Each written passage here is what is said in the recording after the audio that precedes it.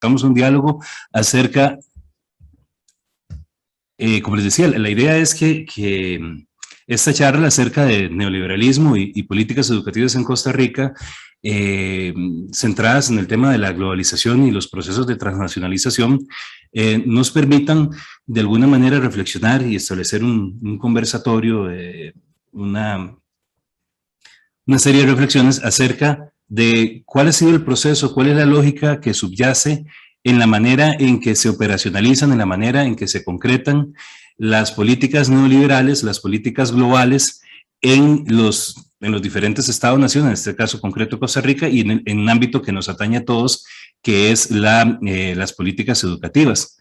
También, si nos da tiempo al final, podemos hablar, si ustedes lo tienen a bien, de algunos elementos importantes que atañen a lo inmediato, a la coyuntura que estamos viviendo, que algunos han dado en llamar apagón educativo, crisis educativa.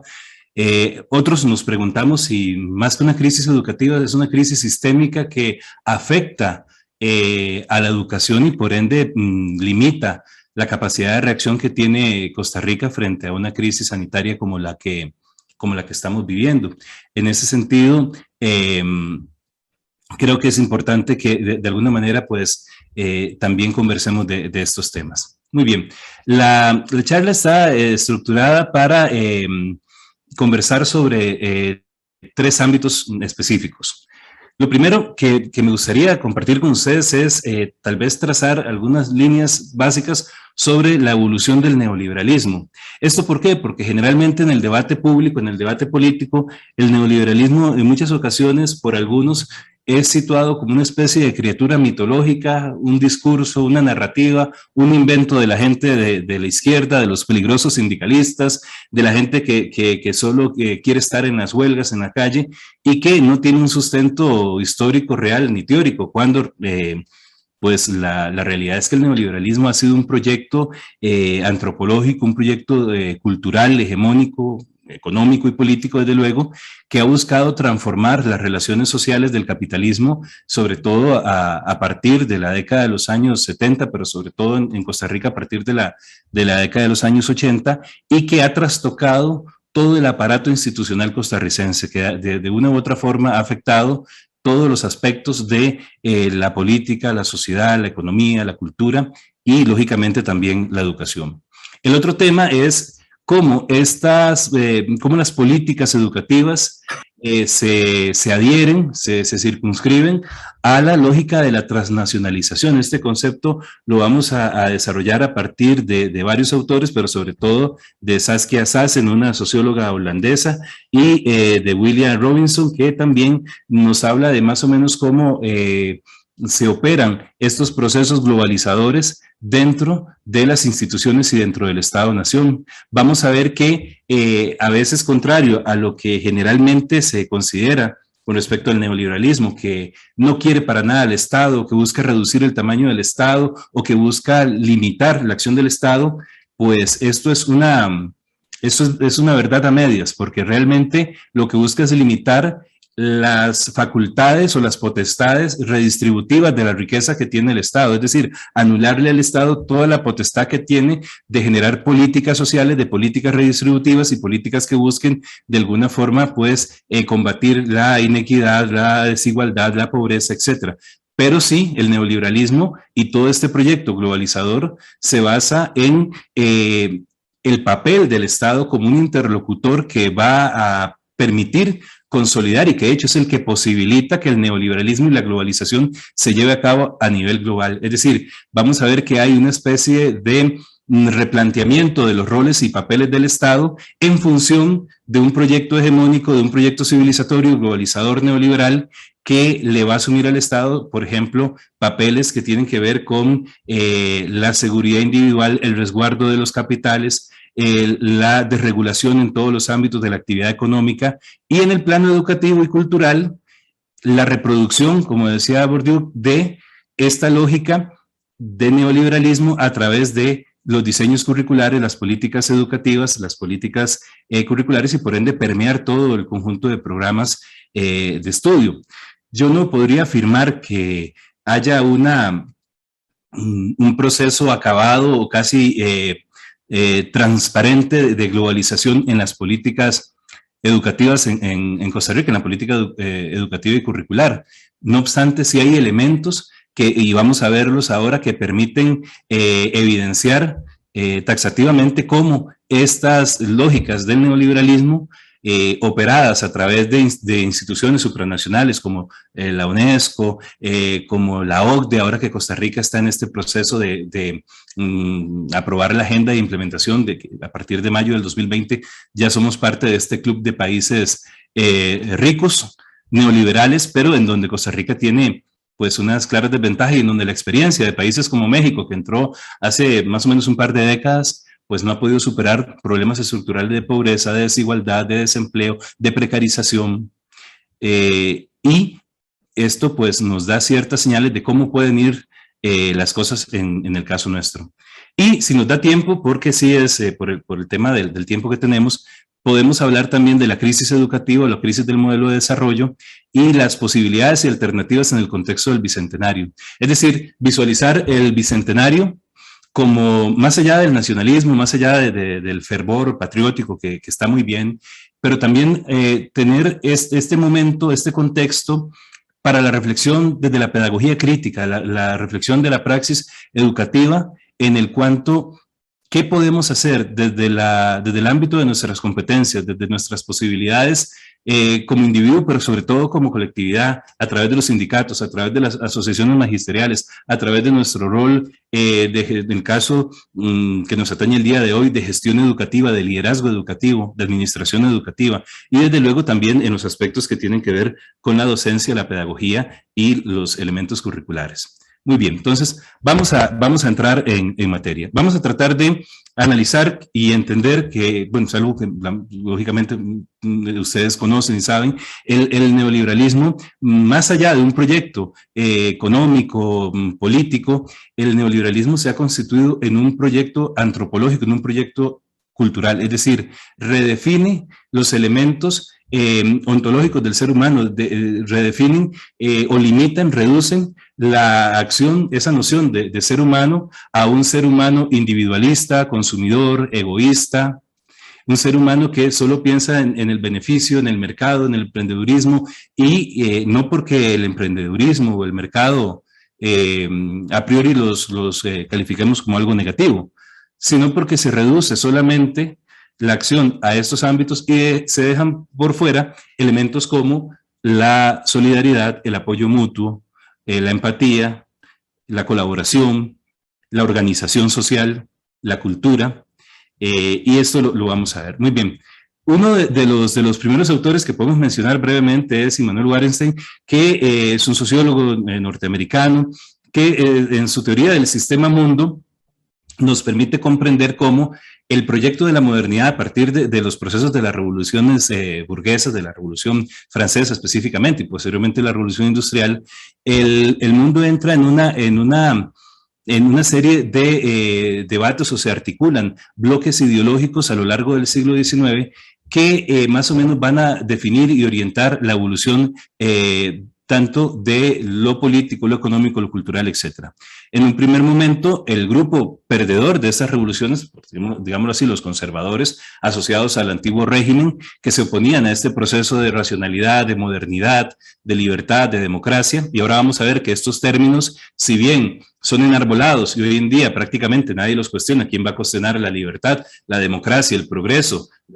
No obstante, en muchas ocasiones han sido estos conceptos a partir del proyecto hegemónico capitalista, han sido vaciados de contenido y han sido sustituidos por una lógica del proyecto económico en donde existe libertad, sí, pero la libertad individual de acumular riqueza. Existe democracia, sí, siempre y cuando esta democracia no riñe con los procesos de acumulación de riqueza, con la mercantilización, con lo que hablaba lo que hablaba Adam Smith, esa mano invisible del mercado que todo lo iba a regular, que todo lo iba a ordenar y que la historia ha demostrado que no ha funcionado. Por otra parte, el grupo de los liberales que van a constituirse como grupo hegemónico, que apoyaban esta versión girondina, esta versión más parecida a la lógica del parlamentarismo inglés en el siglo en el siglo XIX sobre todo, y que es la que se va a consolidar, en donde lo que se busca es la instalación de ciertos valores y principios propios del liberalismo, por ejemplo, la separación de iglesia y Estado, la no intervención de la esfera estatal en las libertades individuales, eliminar principios de derecho divino, de herencia de los cargos o de los puestos en la nobleza, los títulos nobiliarios, y adjudicar una meritocracia en donde el objetivo de los liberales va a ser limitar la posibilidad de que las mayorías limiten la acción, valga la redundancia, limiten la acción de los individuos más competentes. Paralelo a esto, y sobre todo de 1815 a 1848, van a surgir un tercer grupo que Wallenstein denomina demócratas, y que van a sobre todo, formar los primeros pasos del socialismo, y sobre todo a partir del año de 1848, experiencias como la Comuna de París, pero también en Alemania, en Inglaterra, en muchos países de Europa Occidental, estallaron revueltas porque se pedían mayores libertades. El proceso de industrialización, como todas y todos conocen, pues fue un proceso de explotación salvaje del hombre por el hombre. Fue un momento en donde la mercantilización y la plusvalía que se extrajo de la vida, del sudor, de la sangre, de la muerte de muchísimos trabajadores y trabajadoras, pues permitió procesos de acumulación muy importantes en Europa, posteriormente en Estados Unidos y lógicamente en todo el mundo. Esta situación Wallenstein va a plantear un concepto que es el concepto de geocultura del sistema mundo, en donde los liberales, sobre todo de 1848 a 1968, van a tratar de conciliar, van a tratar de generar una serie de concesiones a los grupos demócratas, a los grupos socialistas. Y en esto vamos a ver que durante el final del siglo XIX y buena parte del siglo XX, al surgir estos grupos de organización, al surgir el marxismo, al surgir los grupos sindicales, los grupos anarquistas, los grupos que buscaban de alguna forma reclamar más derechos, más participación democrática y también económica, los liberales van a tener que hacer como una especie de pacto social en el cual se iban a hacer una serie de concesiones pensando en el funcionamiento y la lógica del mercado, como por ejemplo el derecho al sufragio, por ejemplo la limitación de las jornadas de trabajo, las vacaciones, ciertas remuneraciones que van a permitir el funcionamiento del sistema desde lo que posteriormente sería la lógica del keynesianismo y del estado del bienestar, sobre todo consolidado a partir de las dos guerras mundiales, y que va a llegar hasta los años 70 con la llegada al poder en el caso de América Latina, el experimento dictatorial y la barbarie que implicó el gobierno de Pinochet, que para economistas neoliberales como Friedman resultó ser un laboratorio para echar a andar esta lógica del neoliberalismo. Y posteriormente gobiernos como los de Reagan y Thatcher en Estados Unidos e Inglaterra respectivamente establecieron una vuelta ya no entre un pacto, ya este pacto entre liberales y demócratas se rompe, y más bien estos conservadores que se habían replanteado el asunto y que venían con otras corrientes de pensamiento van a tener un papel determinante. El origen histórico del neoliberalismo lo podemos ubicar en dos momentos específicos, como lo es el coloquio de Lippmann a finales de la década de los 30 y posteriormente la fundación de la Sociedad del Monte Peregrino. Esto lo podemos ver en este texto de Fernando Escalante Gonzalvo, sociólogo mexicano, que explica de una manera muy didáctica, muy pedagógica, cómo es que surge el neoliberalismo y cuáles son las ideas y en qué se difiere con respecto a otras ideas liberales de la economía más clásica y que más bien buscaban recrudecer y sobre todo desarrollar un proyecto que sin mucho fundamento teórico sí iba a tener un gran alcance pragmático, práctico, porque algo que se le critica al neoliberalismo es que busca explicar la implementación de una lógica de mercado, pero esa lógica de mercado, aunque no tenga bases teóricas sólidas, sí funciona porque ellos mismos la hacen funcionar mediante elementos muchas veces coercitivos con las dictaduras, la violencia, la imposición de sanciones económicas, de calificadoras de riesgo, de programas de ajuste estructural, de préstamos ahora como en el que nosotros estamos por meternos de una manera casi que suicida para la economía y para las futuras, presentes y futuras generaciones de este país, en mecanismos que limitan la democracia, la soberanía, ni qué hablar, y sobre todo el funcionamiento de la implementación de políticas públicas, sociales, culturales, redistributivas de la riqueza. Entonces, lo que nos plantea Gonzalo es que el surgimiento del neoliberalismo lo podemos ubicar en París en 1938 con el coloquio de Lippmann. El término fue utilizado por primera vez por el suizo Hans Honegger en 1925 y tiene como dentro de sus principales teóricos a Friedrich Hayek, Wilhelm Röpke, Walter Lippmann y posteriormente un segundo momento después de la Segunda Guerra Mundial se va a formar la Sociedad del Monte Pelerín y esta sociedad va a gestionar el proceso de consolidación del neoliberalismo, pero van a tener que esperar hasta la década de los años 70 para que en Chile pueda echar a andar el proyecto y posteriormente a nivel global con todo lo que fue la década de los años 70, con el No hay alternativa de Margaret Thatcher, con el fin de la historia de Fukuyama, y sobre todo el momento determinante, la caída del bloque soviético, del socialismo, de la izquierda histórica del socialismo de la Unión Soviética. Karl-Polanyi, en un libro que se llama La Gran Transformación, decía uno de los elementos centrales en la reflexión de los neoliberales, que es que la sociedad, y esto es un concepto bastante orgánico y que siempre intenta prevalecer, la sociedad va a buscar defenderse del mercado.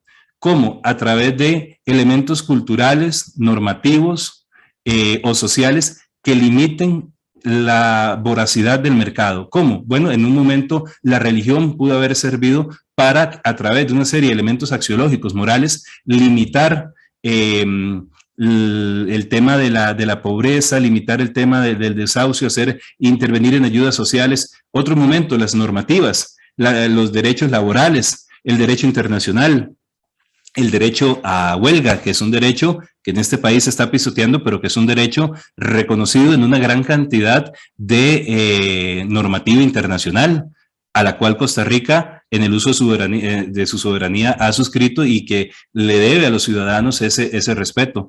Y también con elementos de movilización social, organización de sindicatos, cooperativas, etcétera. Este concepto de que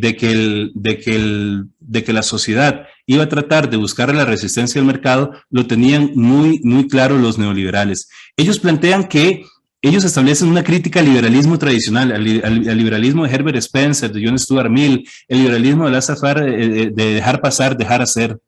La sociedad se defiende del mercado, es por ello necesario un Estado fuerte. Vean qué interesante, el neoliberalismo desde un primer momento, desde el banderolazo de salida, tiene claro que ocupa un Estado fuerte. ¿Por qué?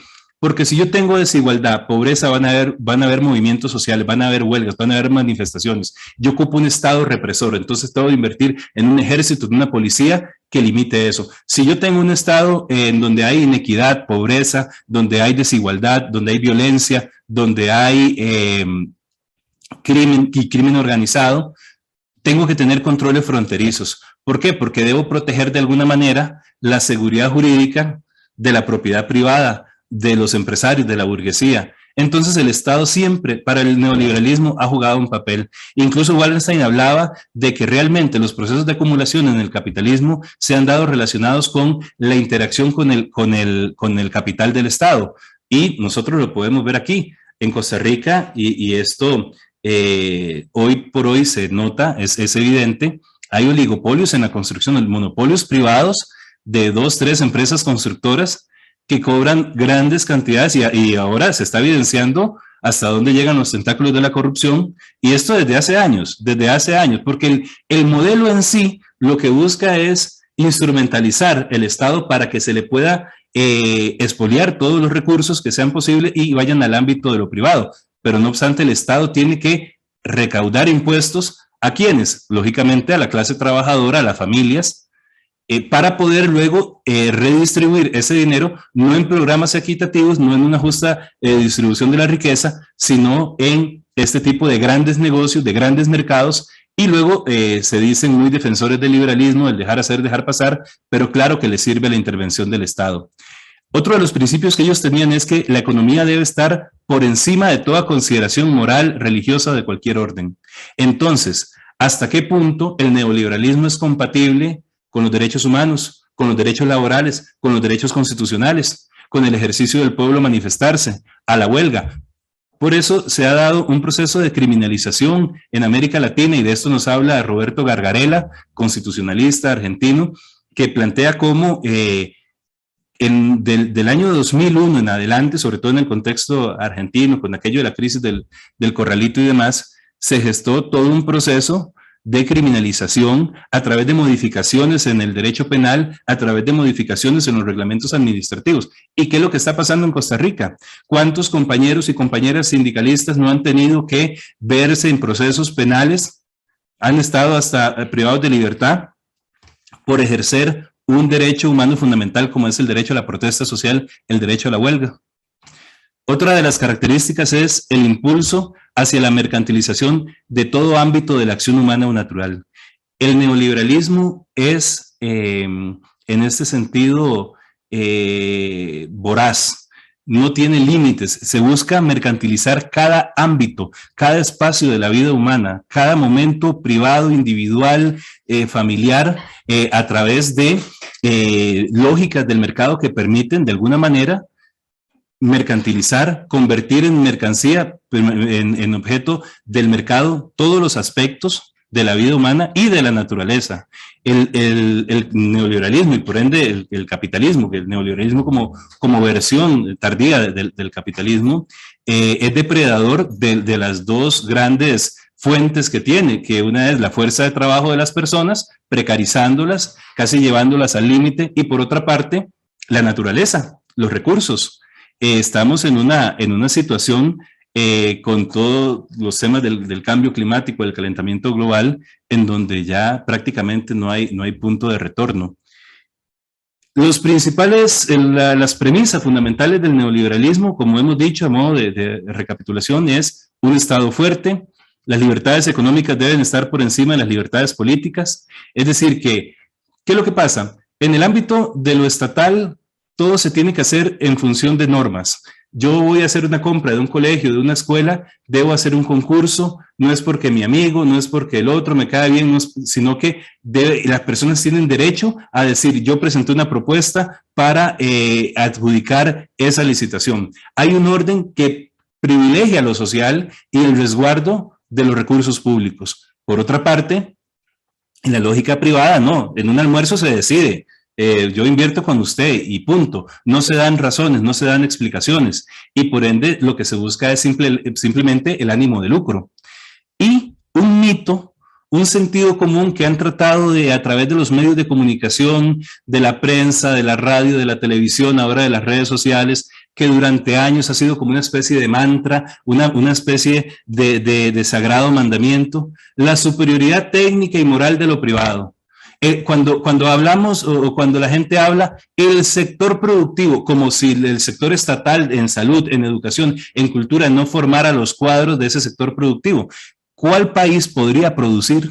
¿Cuál país podría sacar adelante su economía si no tiene una escuela, si no tiene un colegio, si no tiene unas bases culturales, educativas que permitan este proceso, y si no mantiene saludable a su población? Entonces hay mucho de mito, hay mucho de ligerezas teóricas, conceptuales dentro de este planteamiento liberal. Esos son algunos de los principales teóricos, voy más rapidito, uno de los principales teóricos del liberalismo. Antes hablábamos de Friedrich von Hayek, Louis Ruger, Walter Lippmann, Michael Polanyi, el hermano de Karl Polanyi, el de libro que comentamos anteriormente, Wilhelm Röpke y Jacques Rueff, entre muchos otros. Luego va a tener un papel determinante Milton Friedman, los Chicago Boys, ¿verdad? Toda esta escuela que viene del pragmatismo norteamericano y que posteriormente van a asumir estos postulados en la escuela de Chicago, y que van a llevar y que van a implementarlo en prácticamente todo el mundo. La fundación de la Sociedad del Monte Pelerín en 1947 fue clave. Aquí, por iniciativa de Friedrich Hayek, se funda esta sociedad con 36 integrantes, en un principio economistas, filósofos, y ellos decían que el liberalismo y este nuevo liberalismo, este neoliberalismo, debía enfrentar, y vean el contexto que estamos, de 1947, a tres grandes enemigos. El peligro del totalitarismo fascista nazi que recientemente habían vencido en la Segunda Guerra Mundial, el socialismo, pensando en el socialismo lógicamente soviético, y el intervencionismo del Estado a través de los modelos keynesianos del Estado del bienestar. A partir de aquí, la sociedad se ha venido reuniendo hasta la actualidad y este segundo momento de fundación del neoliberalismo van a tener una preponderancia los norteamericanos. ¿Qué es lo que buscaron hacer? ¿Cómo llegaron a tener éxito para que una doctrina económica mal fundamentada, sin muchas bases teóricas, marginada, en un contexto en donde el estado del bienestar demostraba, y por eso se habla de los 30 años felices, demostraba tener un gran éxito? Costa Rica lo vivió, pero Europa también, tanto la metrópoli como las periferias vieron los frutos de la intervención del Estado. Ahora bien, ¿cómo lograron tener este éxito? Buscaron hacer redes de estudios a través de institutos y fundaciones, no tanto en las universidades, sino a través de lugares concretos como la Universidad de Chicago y a partir de ahí en fundaciones, por ejemplo, la Sociedad Atlas, y sobre todo lo que buscaron fue no llegar a la discusión teórica profunda del asunto, sino más bien y como en términos de Gramsci, construir un sentido común, construir una manera de llegarle al pueblo con metáforas y analogías claras, pero que realmente no tenían contenido. Por ejemplo, el pobre es pobre porque quiere. Ese tipo de premisas, ese tipo de mantras, de planteamientos, la gente los compra, la gente los asume como que si fueran una verdad. O lo que hablábamos antes, todo lo que sea estatal es ineficiente, el Estado no aporta a la economía. Y eso transmitido por los ideólogos de la comunicación, por los medios de comunicación. Vean, si pusiéramos a recoger cuántos titulares al año saca La Nación en contra del magisterio, en contra de los profesores, las profesoras, los directores, las directoras en este país. Es algo que repiten y repiten y repiten, y eso termina en las décadas haciendo que la mayoría de gente piense que es cierto. Lo que se buscó fue generar un sentido común neoliberal mediante el convencimiento de vendedores de ideas. Poca reflexión, asesores políticos, periodistas, administradores de locales, a través de, por ejemplo, esta estrategia para el emprendedor del año, esta estrategia para hágase millonario, negocios tipo piramidal, con este tipo de comunicadores que lo hablo desde el absoluto respeto, pero que la lógica de ellos no es tanto teorizar o reflexionar sobre el asunto, sino comunicar, transmitir, colocar el titular. Las ideas y los planteamientos liberales llegaron a tener muchos éxitos. Bien, vamos a la segunda parte. Ahí, Olman, me avisas cómo vamos con el tiempo, porfa. En esta segunda parte... Ahí vamos, Jamer. En este momento llevas 20 minutos. Excelente, muchísimas gracias. 5 minutos, 30 minutos para que salgas por ahí. Ok, muy bien. En esta segunda parte vamos a tratar, por lo menos, si no vemos el tema del informe del estado de la educación y tal vez vemos solo algunas cosas y lo podemos tal vez, dejar para en otra ocasión. Las políticas educativas, transnacionalización de la educación en Costa Rica, hegemonía y globalización. O sea, teniendo en cuenta más o menos, de forma muy general, muy puntual, de cómo opera la lógica del neoliberalismo como proyecto cultural, como proyecto hegemónico, podemos comprender o tratar de descifrar cómo estas políticas de globalización, de liberalización y de regulación de los mercados, y sobre todo de la instalación de un proyecto cultural, antropológico del neoliberalismo, de la globalización, puede llegar a orquestarse en el Estado. Entonces, para eso vamos a ver una serie de citas para reflexionar con base en ellas, aportadas por la socióloga Saskia Sassen, en un libro que se llama Una sociología de la globalización, y vamos a entender cómo, lejos de la creencia común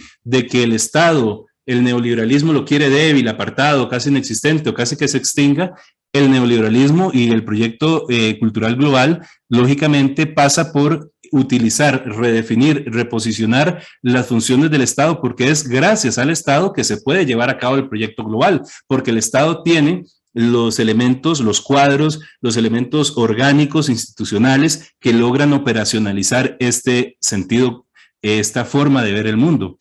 La primera reflexión dice, hoy los mercados financieros globales no solo no son capaces de emplear un poder coercitivo, sino que han producido una lógica que se integra a las políticas públicas nacionales y un conjunto de criterios que definen la política económica adecuada.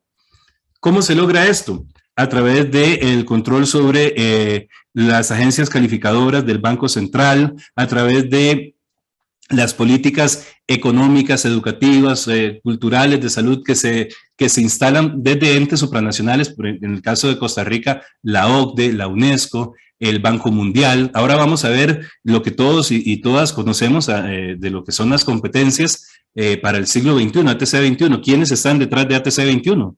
Es una lógica neoliberal de empresas como Cisco, como Microsoft, como IBM, como el Banco Interamericano de Desarrollo, que lo que buscan es plasmar en los elementos ya operativos, educativos, curriculares, pedagógicos, esta lógica, esta visión de ser humano, esta visión de las habilidades. ¿Por qué? Porque la educación de competencias, decía Olmedo Bellucci que la pedagogía de las competencias es la pedagogía del opresor. Y esta frase pues tiene mucha lógica. ¿Por qué? Porque la pedagogía de las competencias o la educación basada en competencias, el tema es que el concepto de competencias es quién lo disputa, quién lo asume. O sea, desde dónde, quién, por qué y en qué condiciones se define qué competencias sí, qué habilidades sí y qué otras no. Cómo se dialoga y cuál es el proceso de construcción, de negociación entre diferentes interlocutores o actores sociales para formar estas políticas. En una democracia uno supondría que, bueno, que está bien que Costa Rica se inscribe en lo que llaman en la orquesta de las naciones del mundo, perfecto, y que hay relaciones y convenios con entes supranacionales, perfecto, pero también tiene que haber una participación del espacio local, de los interlocutores del Estado-Nación, de los grupos sociales, de las minorías, de los diferentes grupos, no solamente una versión de cómo se concibe la educación. Otra cita que traemos a colación dice, otro aspecto de la participación estatal en la implantación del sistema económico global se observa en el nuevo tipo de cooperación transfronteriza que se da entre organismos de gobiernos especializados en una amplia gama de asuntos pertinentes a la globalización del mercado de capitales y el nuevo orden de libre comercio. Es decir, aquí tenemos una serie de instituciones semipúblicas, semiprivadas, que operan en la lógica del comercio, de las exportaciones, de las importaciones. Y la inversión que se haga en esos ámbitos nunca es cuestionada. Ahí sí no es gasto, ahí es inversión. ¿El gasto en dónde es? El gasto es en la salud, el gasto es en educación, el gasto es en cultura, el gasto es en ayudas sociales, pero jamás en promover, asesorar, coordinar, facilitar el proceso de exportaciones e importaciones que un pequeño grupo de personas se han hecho ricos en los últimos años y que, como lo ha señalado en reiteradas ocasiones el informe del Estado de la Nación, estos grupos no están encadenados productivamente, no se ha logrado construir un encadenamiento productivo que logre permear esta riqueza acumulada en los diferentes sectores y que dinamice la actividad económica en Costa Rica.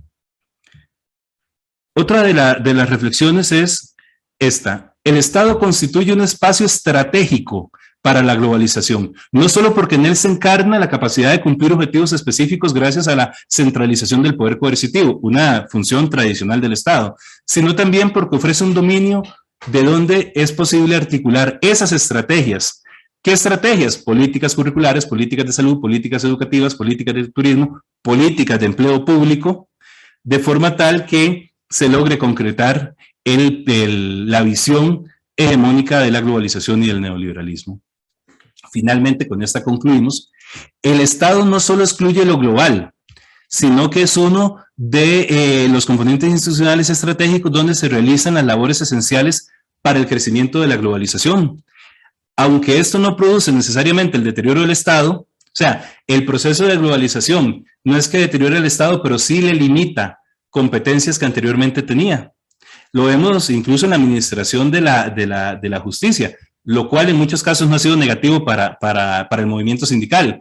Cuando cuando el Estado como administrador de justicia comete errores a partir de los convenios y responsabilidades que tiene con organismos e instrumentos de derecho internacional, estas mismas, por ejemplo, la Corte Interamericana de Derechos Humanos, le llama la atención y le dice no. O los procesos de arbitraje que tanto se reflexionaron en el contexto de la lucha con el TLC, en donde se decía que una empresa podía, y como así ha sido, recordemos a OAS con el choripiaje, aquella lucha en Occidente, en San Ramón, por una carretera sobredimensionada en los pagos. Bueno, hubo un arbitraje internacional. ¿Quiénes escogen estos arbitrajes, estos tribunales de arbitraje internacional? Privados. Entonces, esta lógica no limita el crecimiento del Estado, pero sí deteriora ciertas funciones. Tampoco permite que siga funcionando según las mismas pautas o que los nuevos se limiten a una adaptación de las nuevas condiciones. Analíticamente, el Estado se convierte en el espacio donde se dan ciertas modificaciones de base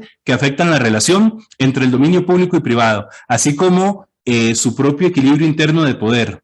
O sea, el poder en quiénes, en los partidos políticos, en los sindicatos, en las organizaciones ecologistas, en las agrupaciones de pueblos primigenios, los pueblos indígenas de Costa Rica, en donde se luchan por diferentes, todo lo que viene a ser el multiculturalismo, resultado de la década de los 60, 70, pero que de alguna manera el Estado viene a constituirse en un ente que redirecciona esas disputas del poder a través de legislación, a través de normativa y sobre todo a través de una coerción muchas veces simbólica, pero otras veces real, concreta, manifiesta. Así como su propio equilibrio interno de poder y el campo más amplio de las fuerzas nacionales y globales en el que debe funcionar. Siendo esto así, podemos ver que la globalización es un esquema muy básico.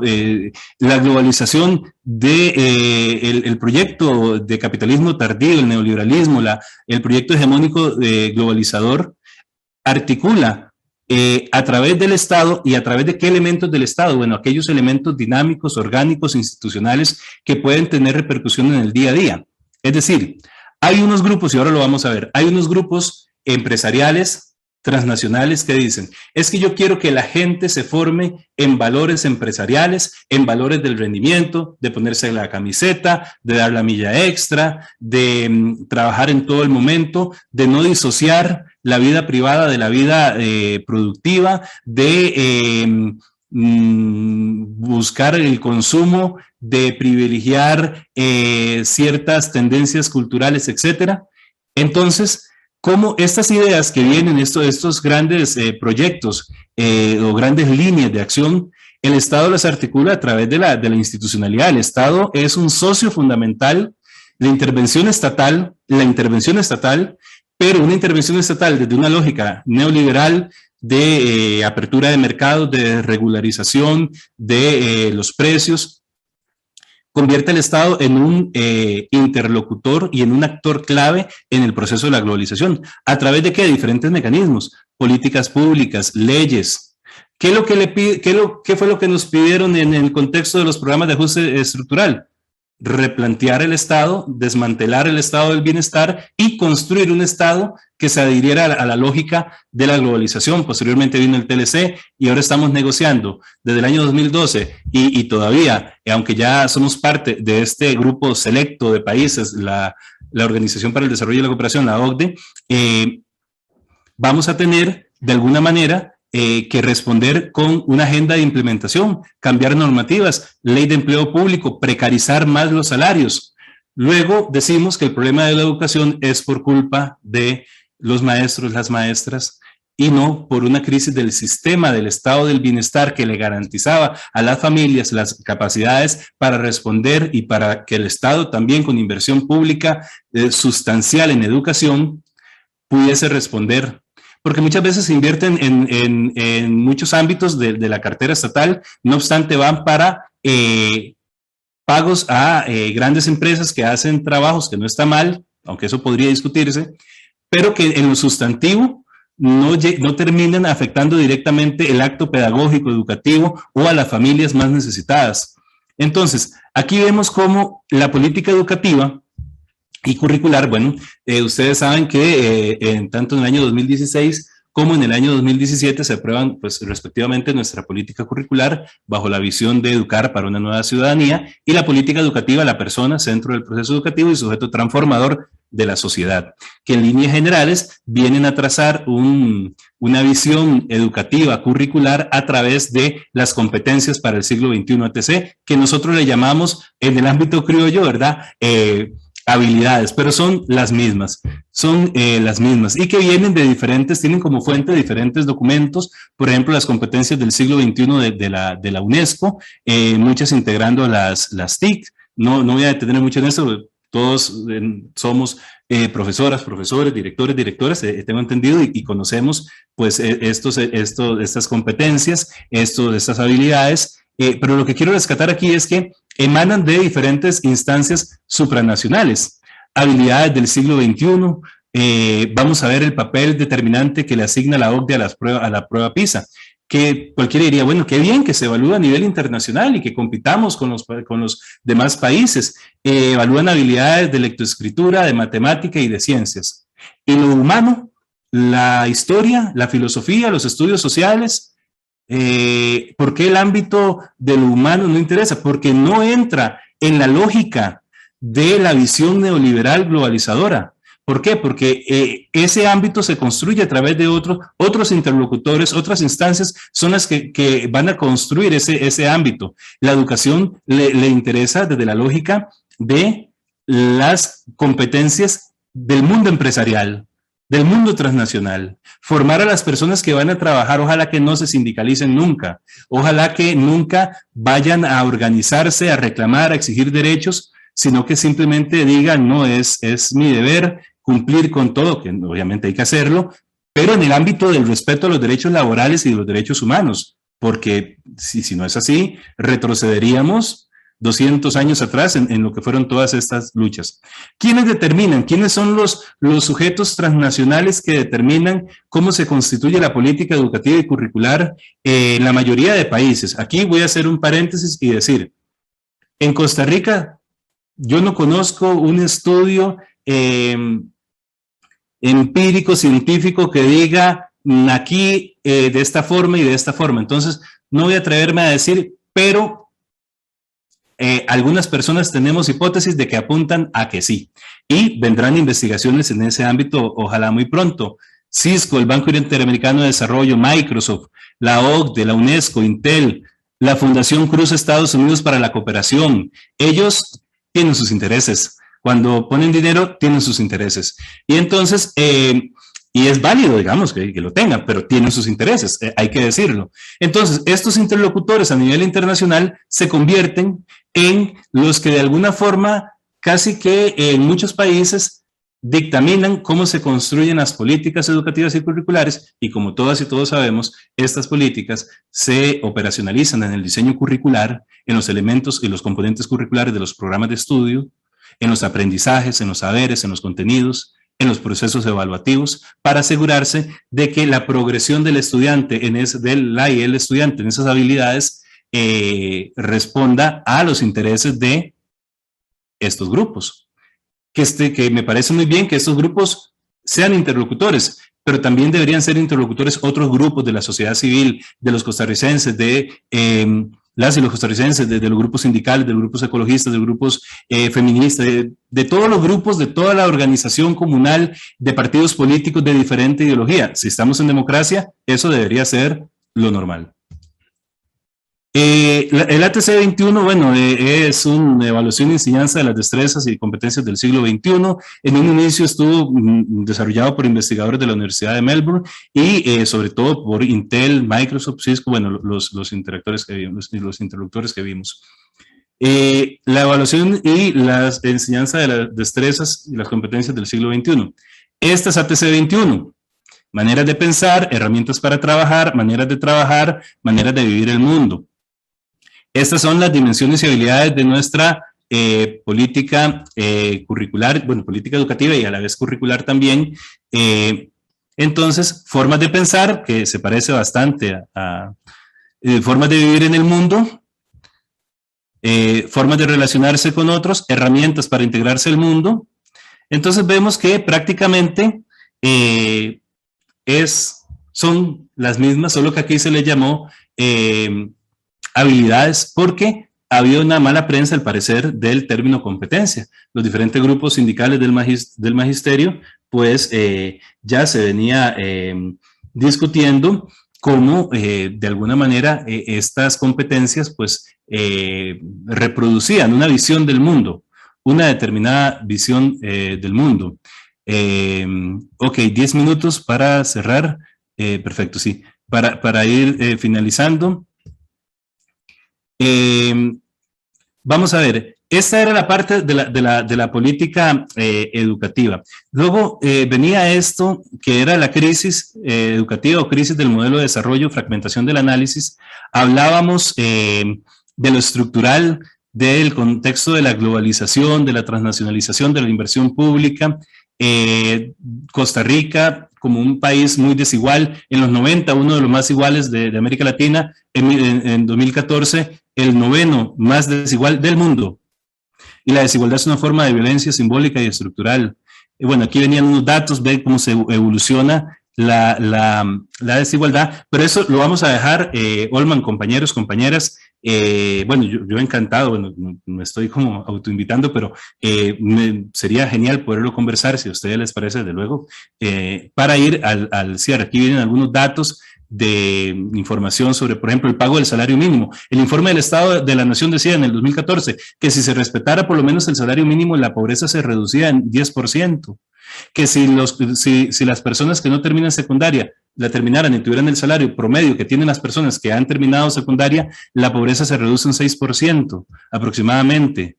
Y cómo esta desigualdad, esta pobreza estructural que viene desde la década de los años 80, 90 sobre todo, y que se ha consolidado en los últimos, en las 2 primeras décadas del siglo XXI, ya genera situaciones. ¿Por qué? Porque hay una evasión fiscal cerca del 30,5% de los impuestos, evasión y elusión fiscal.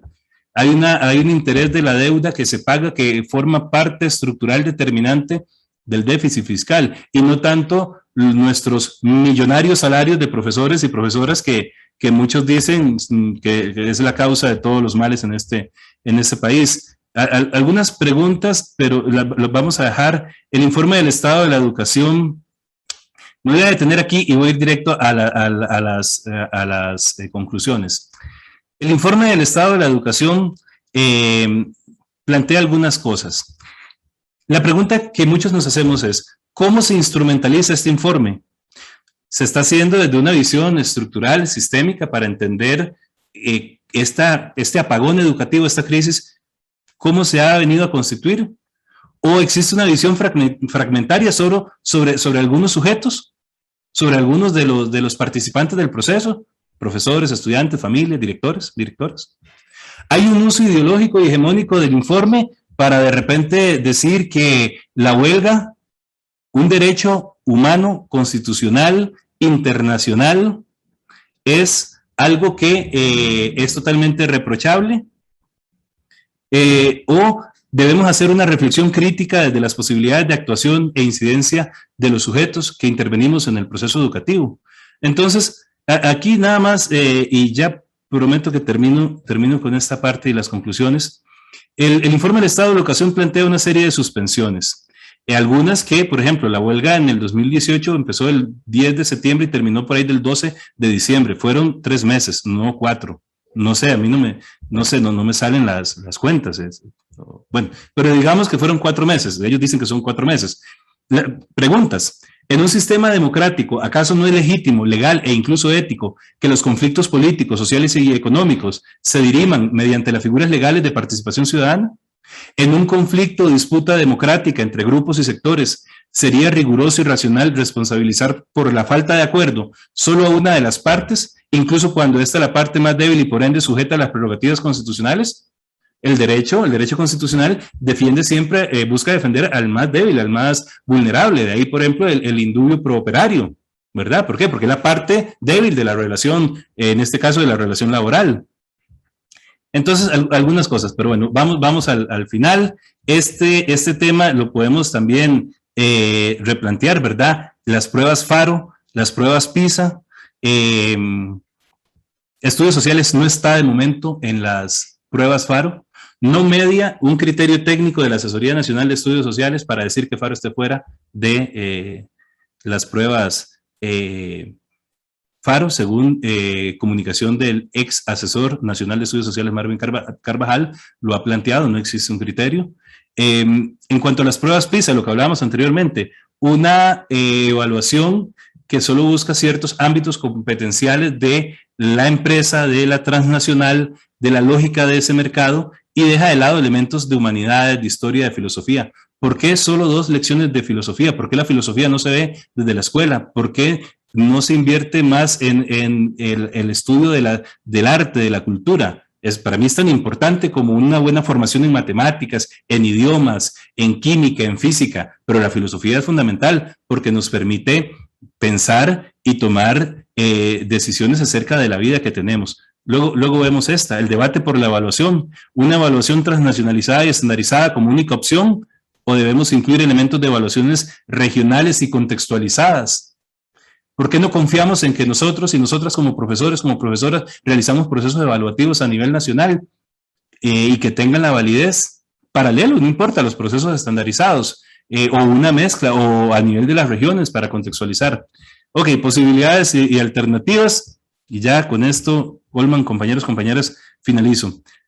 Desafíos: dignificación y revalorización social de las personas docentes. Luego podemos desarrollar ese tema, pero creo que es fundamental, no solo en lo socioeconómico, en lo cultural, en lo ideológico, en lo moral. La forma en que se representa el docente en Costa Rica explica mucho de una eventual crisis del sistema educativo. Aumento en la inversión pública en el sistema educativo, no se llega a lo que dictamina la ley del 8% del PIB. Vinculación de la sociedad hacia lo educativo, la familia, la comunidad, instituciones, empresas. Y sobre todo, esto es determinante, calidad de los procesos de selectividad y formación inicial del magisterio. Tema: universidades privadas. Luego podemos hablar del tema. Creo que todas y todos sabemos cuáles las remuneraciones de los profesores que hemos trabajado en universidades privadas.